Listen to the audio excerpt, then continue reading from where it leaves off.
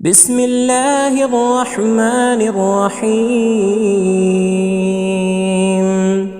هل أتاك حديث الغاشية؟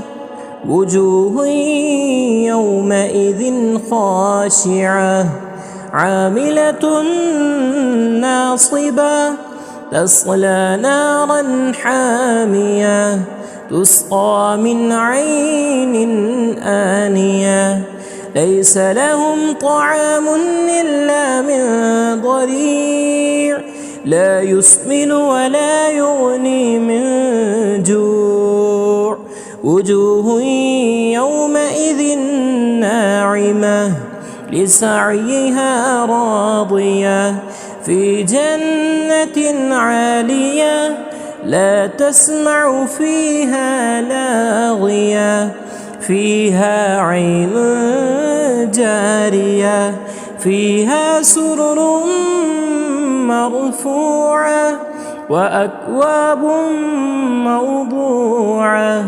ونمارق مصفوفة وزرابي مبثوثة أفلا ينظرون إلى الإبل كيف خلقت وإلى السماء كيف رفعت وإلى الجبال كيف نصبت وإلى الأرض كيف سطحت فذكر إنما أنت مذكر لست عليهم بمسيطر إلا من تولى وكفر فيعذبه الله العذاب الأكبر إن إلينا إيابهم ثم إن علينا